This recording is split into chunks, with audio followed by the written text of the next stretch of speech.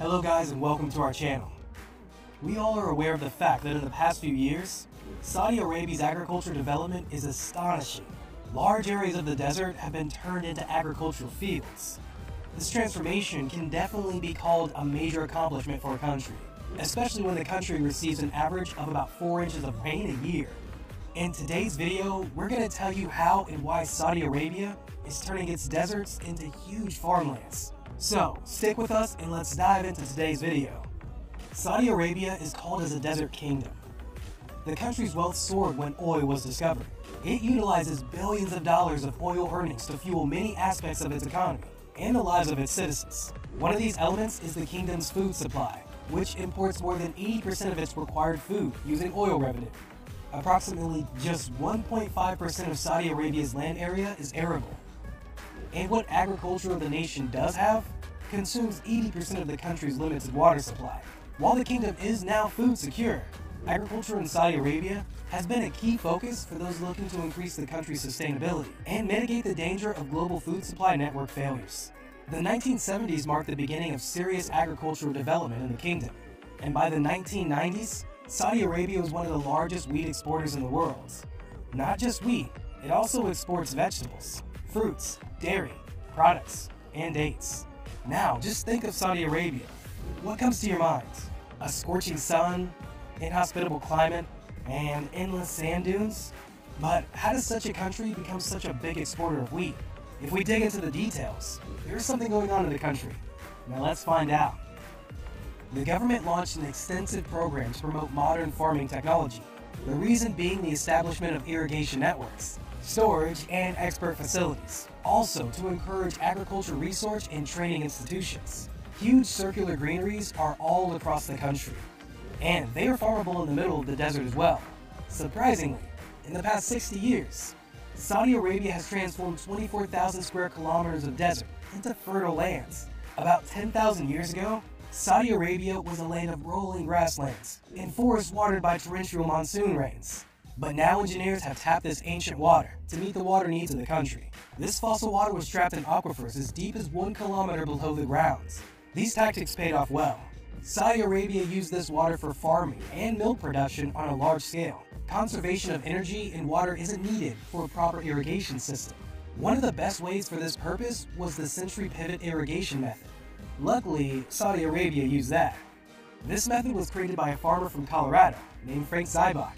As the name highlights, the center pivot irrigates in a circular fashion around a central pivot point.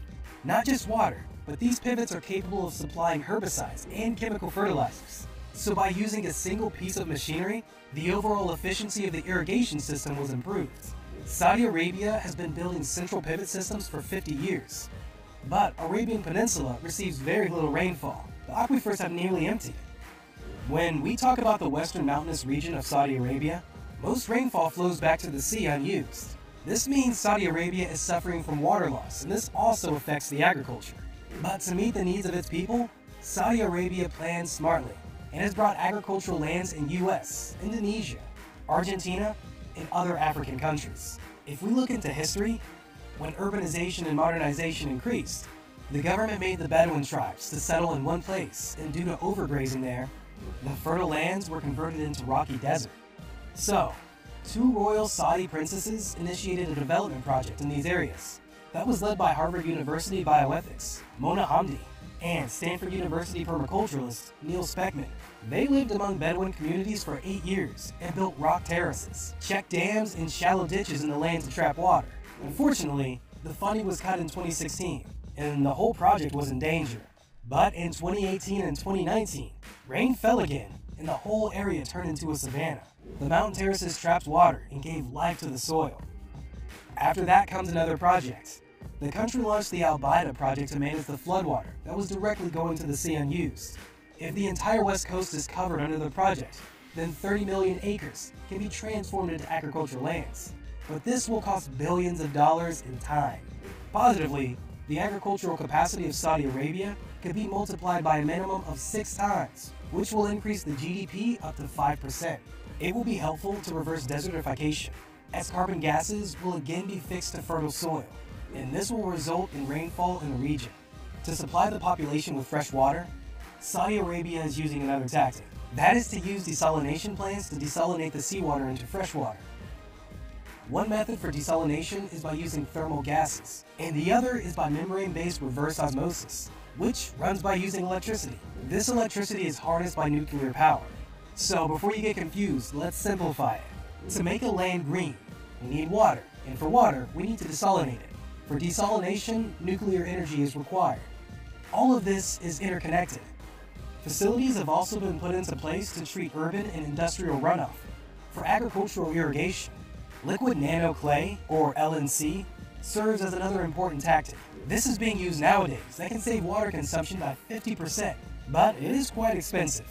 LNC is a treatment that gives the sand a clay coating so that it can trap water effectively.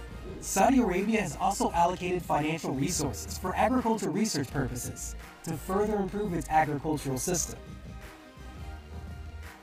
Alright guys, that's it for today's video. We hope you guys enjoyed it. Let us know in the comment section what you think about Saudi Arabia's agricultural system. Be sure to like the video and share it with